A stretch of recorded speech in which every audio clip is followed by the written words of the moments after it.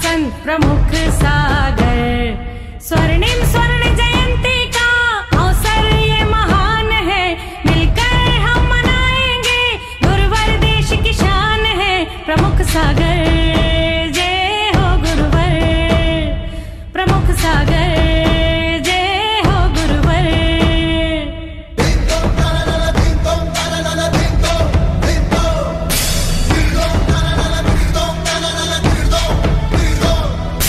अर्धशतक जो पूरा हुआ। इस कार्यक्रम के आयोजक हैं श्री दिगंबर जैन पंचायत गुवाहाटी असम, श्री सुखमल जी, श्रीमती सुशीला देवी, श्री धर्मचंद जी, श्रीमती प्रेम देवी, तनिष्क, दिव्यांशी सेठी जैन धर्म, आचार्य श्री 108 सम्मान सागर, नमोकार साधना केंद्र, खुशहाली आश्रम, देदूपुर, चौबीपुर, कानपुर एवं धर्मन जयनगर, विजयनगर, आसाम।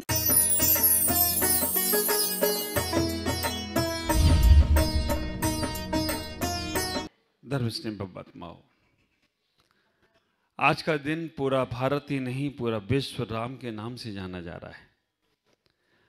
आप विचार करके रखना, भगवान राम सबके मुख में एक ही नाम, जय श्री राम जय श्री राम। जहां से निकल जाओ एक ही, स्वप्न में भी राम आ रहे हैं आज। और आप विचार करके रखना, हमारी बीतरागी राम, हमारे तीर्थंकर नहीं हो सके, लेकिन भगवान केवली राम, जिनका दूसरा नाम क्या था? पद्म नाम।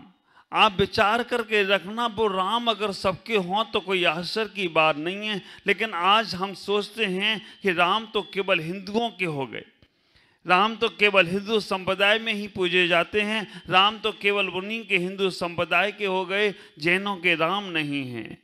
और देखा जाए तो राम सबके हैं, सबके राम, सबके राम। आप विचार करके रखना, राम सबके हैं और सब राम के हैं। क्यों? राम में 2 अक्षर है। कौन कौन से? रा और माँ। रा बोलते ही मुंह खुल जाता है और माँ बोलते ही मुंह बंद हो जाता है। आप विचार करके रखना, रा बोलते ही मुंह खुल जाता है और माँ बोलते ही मुंह बंद हो जाता है। श्वास लेते ही मुंह खुल जाता है और श्वास लेकर छोड़ते ही मुंह बंद हो जाता है। तो जो लोग संसार में श्वास लेते हैं और श्वास छोड़ते हैं, उन सबके अगर राम हो जाएं तो कोई आश्चर्य की बात नहीं है। ख्याल करके रखना, इतना ही विचार करके रखो कि जीवन में वो भगवान राम की अवस्था कैसी अवस्था है। श्वास लेते ही रा, मुंह बंद करते ही माँ। तो जो लोग मुंह खोलते हैं और मुंह बंद करते हैं, उन सबके वो राम हो जाते हैं। इतना ही विचार करो। भगवान राम की अपनी जीवन की वो मर्यादा थी। हमारे मुनि सुव्रतनाथ भगवान कौन से नंबर के तीर्थंकर हुए? 20वें। बाप रे, आपको यही नहीं मालूम है? हाँ, मुनि सुव्रतनाथ भगवान है ना। यहाँ कौन से भगवान है? उनका नंबर तो याद रखो, कौन सा नंबर है उनका? 20वां। मुनि सुव्रतनाथ भगवान। और उनके ही हम आज पादमूल में बैठे हैं, उनके ही चरणों में बैठे हैं, मुनि सुव्रतनाथ भगवान की वेदी में बैठे हैं और भगवान राम की चर्चा कर रहे हैं। राम भगवान का जन्म मुनि सुव्रतनाथ भगवान के समय पर हुआ। तीर्थंकर मुनि सुव्रतनाथ भगवान के समय पर भगवान राम का जन्म हुआ। अयोध्या एक ऐसी नगरी बनी जहां पर तीर्थंकर राम का जन्म हुआ, जो हमारे जैन तीर्थंकरों की शाश्वत जन्मभूमि है। 24 तीर्थंकरों की अगर हर काल में देखा जाए तो अयोध्या ही जन्मभूमि होती है। 24 तीर्थंकर भगवान का जन्म अगर कहीं देखा जाए तो हर काल में अयोध्या में ही होता है। ये पंचम काल है, हुंडा अवसर्पणी काल है, इसलिए 5 तीर्थंकरों का जन्म अलग अलग प्रांतों में हुआ। 5 तीर्थंकरों का जन्म अयोध्या में हुआ, बाकी के अन्य तीर्थंकरों का जन्म अलग हुआ। मुनि सुव्रतनाथ भगवान के समय भगवान राम हुए, दशरथ के पुत्र थे। ख्याल करो, दशरथ भी मोक्षगामी जीव हैं और तो और उनके जितने भी सभी जो भगवान के परिवार के जो जीव रहे, भगवान राम बचपन में गुरु किसके पास पढ़ने के लिए गए? वशिष्ठ के पास पढ़ने के लिए गए। ख्याल करके रखना, राम का जीवन को हम देखने का प्रयास करते हैं। हिंदू संप्रदाय में राम का जीवन केवल राज अभिषेक तक की बात करता है, लेकिन जैन संप्रदाय में राम का जन्म, राम का जीवन मृत्यु तक नहीं, निर्वाण तक की यात्रा करता हो तो कोई आश्चर्य नहीं होगा। भगवान राम का जन्म कहाँ हुआ और मोक्ष कहाँ से गए? मांगी तुंगी, तुंगी गिरी से मोक्ष गए। ख्याल करके रखना, अयोध्या में जन्म लेते हैं और महाराष्ट्र में जाकर मांगी तुंगी से वो निर्वाण को प्राप्त होते हैं। उनका दूसरा नाम पद्म राम था। पद्म नाम भी, क्योंकि पद्म पुराण हम लोग पढ़ते हैं। राम के जीवन के आदर्शों को हम समझने का प्रयास करें।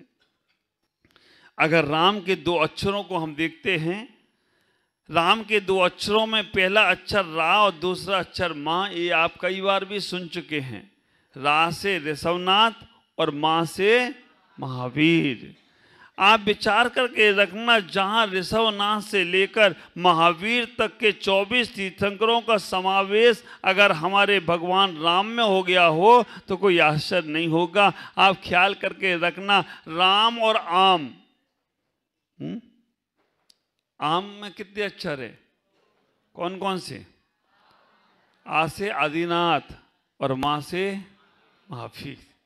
आप विचार करके रखना, राम में भी 24 तीर्थंकर हैं और आम में भी 24 तीर्थंकर हैं। रा से ऋषभनाथ, माँ से महावीर। आम में भी 24 तीर्थंकर हैं, आ से आदिनाथ और माँ से महावीर। अच्छा, राम का जन्म और ऋषभनाथ का जन्म कौन से महीने में हुआ? चैत के महीने में। महावीर का जन्म और हनुमान का जन्म कौन से महीने में हुआ? अच्छा, और आम का जन्म कौन से महीने में होता है? मैं तो कहना चाहूंगा, हर संप्रदाय में मर्यादाएं हैं अपनी, और जब मर्यादा की बात आती है तो भगवान राम की बात आती है। आप विचार करके रखना, कहते हैं राम मर्यादा पुरुषोत्तम थे।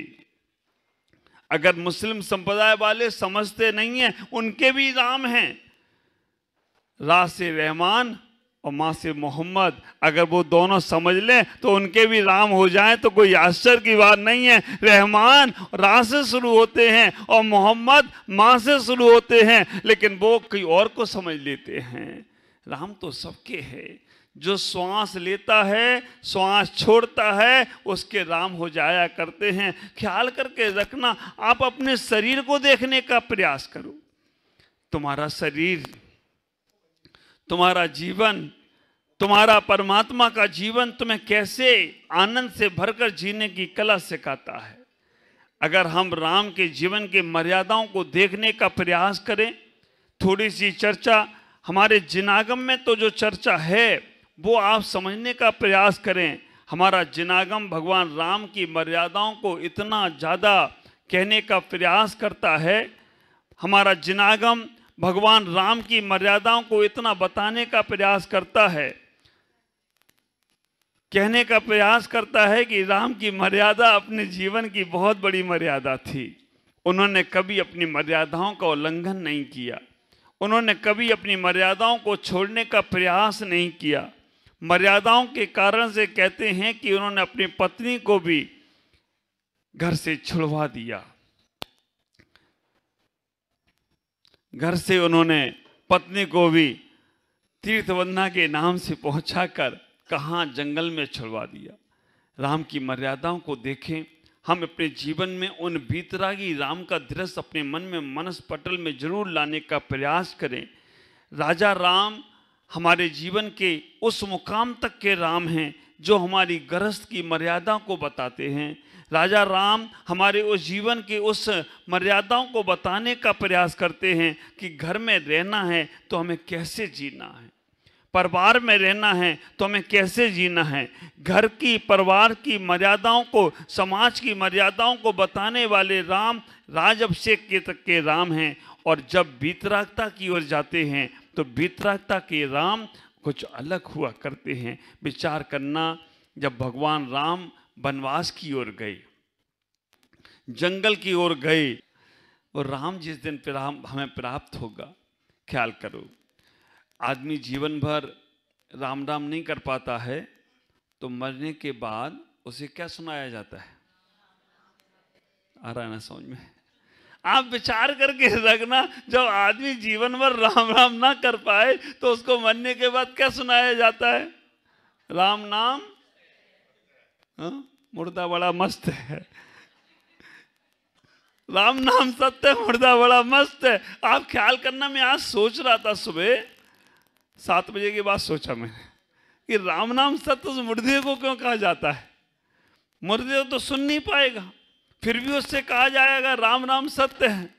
उस मुर्दे को क्यों कहा जा रहा है राम नाम सत्य है? तो मैंने कहा मुर्दे का तो बहाना है, हकीकत में इन जिंदाओं को सुनाना है, क्योंकि राम का ही नाम सत्य है, बाकी का संसार में कुछ भी राम सत्य नहीं है। मुर्दे का तो बहाना है, हकीकत में जिंदों को सुनाना है। क्योंकि जिंदा लोग जब भगवान का, राम का नाम छोड़कर काम में लग जाते हैं, काम काम सत्य है ऐसा करने लगते हैं, बर के ही बर से काम ही पूजा है, कोई राम से मतलब नहीं रखते हैं, तो विचार करना उनका जीवन आराम में चला जाता है। और आराम में भी राम है। आश्चर्य की बात तो यह है कि आराम में भी राम है। तुम आराम करो तो भी राम में ही जाओगे। तो काम काम करो या आराम आराम करो, राम आराम। अगर आराम भी करना है, और आ माने क्या? आत्मा। आत्मा का पहला अक्षर क्या है? मैं पूरी तरह से बीतरागी राम तुम्हारे अंदर फिट कर दूंगा। आप विचार करके रखना, आ माने आत्मा, और आत्मा में आ तो आराम ही आराम पा जा, तो कोई आश्चर्य की बात नहीं है। इसलिए जीवन में जब भी राम का नाम आए तो आपके चित्रण में, आपके चेहरे में, आपके भाव में, आपके परिणामों में हमारे वो वीतरागता की छवि आ जाना चाहिए। वो भगवान राम जिन्होंने देशभूषण कुलभूषण को आहार दिया, वो भगवान राम जिन्होंने अपनी मर्यादाओं का पालन किया, मर्यादाओं का उल्लंघन नहीं किया, जिन्होंने अपने जीवन को समझने का प्रयास किया। ख्याल करो, राम की मर्यादाओं को पालन करता है वो राम हो जाता है। घर में रहो, परिवार में रहो, समाज में रहो, अपने देह में रहो, शरीर में रहो, अगर तुम अपनी मर्यादाओं को पालन करते हो तो तुम राम हो। सबके राम, सबके हृदय में राम। वो ही व्यक्ति हो सकता है जो मर्यादाओं का पालन करता है। इतना ही विचार करके रखो। जीवन में पढ़ने के लिए चले गए गुरुकुल में, पढ़ने के लिए गुरुकुल गए, और गुरुकुल में पढ़कर जब आने लगे, वापस आए, तो भी मर्यादाओं का पालन किया।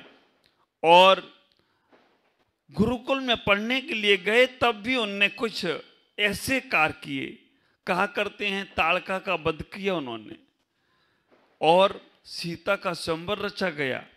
बहुत सारी कथानक हम लोगों ने हिंदू संप्रदाय की अपने मन में बैठा रखी हैं, है ना। सीता का जन्म कहाँ हुआ? कुछ कहते हैं पृथ्वी से निकली सीता, कुछ कहते हैं कि वो जनक थे ना, वो हल चला रहे थे, और हल चलाते चलाते कहाँ से निकल गई? जमीन में हल चला रहे थे और मटके में सीता थी। ये तो भारत तो देखो, यहाँ पर नरसिम्हा खम्मा में से पैदा हो गया।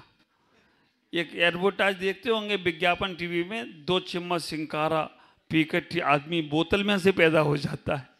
कोई बोतल में पैदा हो गया, कोई खम्मे से पैदा हो गया, और सीता जमीन में से पैदा हो गई। ऐसी मान्यता है।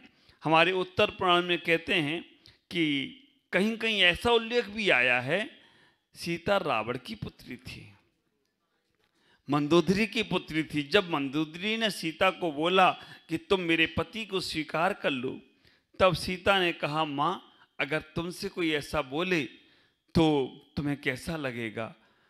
विचार करना, ऐसा उल्लेख सुनने में आया। उस वक्त सीता मंदोदरी के आंचल में दुग्ध झलक जाता है, ममता की माँ मूर्ति बन जाती है वो मंदोदरी। ऐसा कहते हैं कि भगवान राम का जीवन बहुत आदर्श में रहा। जब उन्हें वनवास हुआ, और अपनी सगी माँ नहीं, सौतेली माँ। कहते हैं कि कई सौतेली माँ के कहने से उन्होंने बस मन में विचार चला, मन में भाव आया कि मेरी माँ ने कहा है और पिता नहीं कह पा रहे हैं, लेकिन वो माँ ने कहा और माँ के कहने से वो वनवास की ओर चले गए। कहीं कहीं ऐसा दार्शनिक लोग कहते हैं भगवान राम बन नहीं गए थे, वो बन गए तो भगवान बन गए। विचार करके रखना, वो बन गए तो भगवान बन गए। हमारे सत्युग के राम सौतेली माँ के सम्मान में, सत्युग के राम सौतेली माँ के सम्मान में घरबार छोड़ा, वन की ओर मुख मोड़ा। सत्युग के राम ने सौतेली माँ के सम्मान में घरबार छोड़ा, वन की ओर मुख मोड़ा। बन गए तो हमेशा हमेशा के लिए परमात्मा बन गए, बन गए तो हमेशा हमेशा के लिए परमात्मा बन गए। कलयुग के राम ने पत्नी के सम्मान में घरबार छोड़ा, नए फ्लैट की ओर मुख मोड़ा। मम्मी से बनती नहीं है, नया मकान। आप विचार करके रखना, कलयुग के राम ने पत्नी के सम्मान में घर माँ बाप को छोड़ा, घरबार छोड़ा, नए फ्लैट की ओर मुख मोड़ा। नए फ्लैट में गए, पति ऑफिस गया, पत्नी घर में अकेली है। पति ऑफिस में है, पत्नी पर पहरे बैठे हैं कि वहाँ कोई आ रहा है, कोई जा रहा है। ख्याल करके रखना, कलयुग के राम ने माँ का सम्मान तो छोड़ा, परमात्मा का सम्मान भी छोड़ दिया और घर बार का सम्मान छोड़ दिया, इसलिए वो दुखी होते हैं। मैं आपसे कहना चाहूँगा, आप अपने जीवन में मर्यादाएं बनाएं, हमारे बीतरागी भगवान की उपासना करने का प्रयास करें। आज भगवान राम का दिन है और वो राम को हमें पाना है, तो अपने जीवन में आत्मा को पाने का प्रयास करो।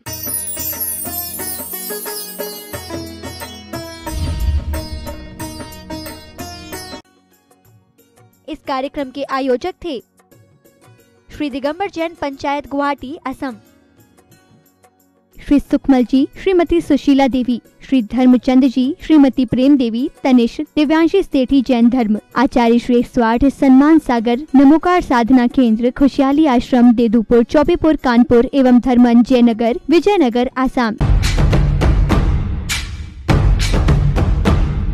अहिंसा तीर्थ प्रणेता,